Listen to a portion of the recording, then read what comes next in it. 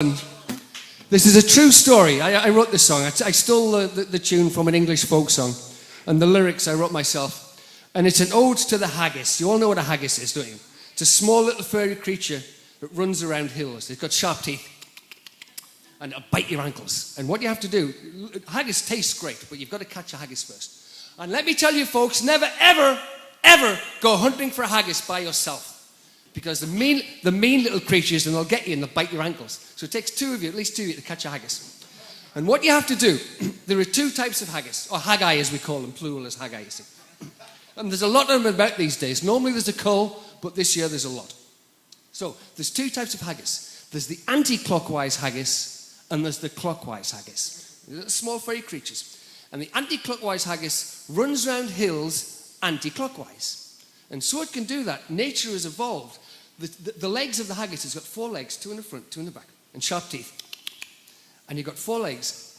And the legs on the left-hand side of the haggis are slightly shorter, so they can run around hills, anti-clockwise. And the clockwise haggis is, of course, the opposite. You figure that out yourselves. The legs on the right-hand side, slightly shorter, so the haggis can run around the hill. That way. And what you do, it takes one of you to crawl up to the haggis, and you've got to give it a fright. And one of you stands down the bottom with a sack. One of you crawls up the hill, and once you've figured out if it's a clockwise haggis or an anti-clockwise haggis, then you wait for it. You lie and wait. And it comes around the hill, and you go, boo! And the haggis gets a fright, and it turns around the other way, but its legs are the wrong way around now, so it rolls down the hill. And then your friend at the bottom of the hill puts it in the sack, and you take it home, and you eat it, you know. You don't want to keep it as a pet. Well, you might want to keep it as a guard haggis, maybe if you've got problems with the IRS or anything like that. You know, have it for your haggai in the backyard to guard your house, because they'll bite your ankles.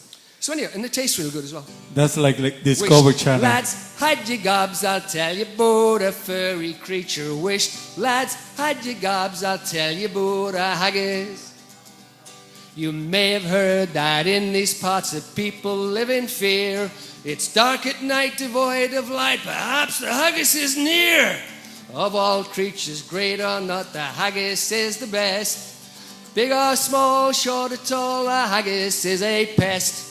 Wished, lads, hide your gobs, I'll tell you about a furry creature wished. Lads, hide your gobs, I'll tell you about a haggis. One Sunday night, while walking home, a belly full of beer, he left the pub all by himself without it all to fear. He strolled along, then took a pee, lifting up his kilt. And what he saw, because of fear, caused it then to wilt. Wished, lads, hide your gobs, I'll tell you about a furry creature wished. Lads, hide your gobs, I'll tell you about a haggis. It lurks in caves, it climbs up trees, it sharpens teeth and nail.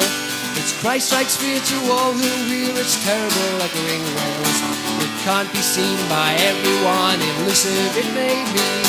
So take this tale from me, me lads, be careful where you pee. Wished, lads, hide your gobs, I'll tell you about a furry creature wished. Lads, hide your gobs, I'll tell you about my guitar cutting in and out. In Scotland north there is a beast, in waters long and deep. Very shy, very sweet, if you see one it is neat. The Loch Ness Monster thinks it's big, thinks it's bad and bold. But when our haggis comes along, the real tale it is told. Wished, lads, hide your gobs, I'll tell you about a furry creature wished. Lads, hide your gobs, I'll tell you about a haggis. There you go, true story that, true story, true story. I think this was with my battery dying.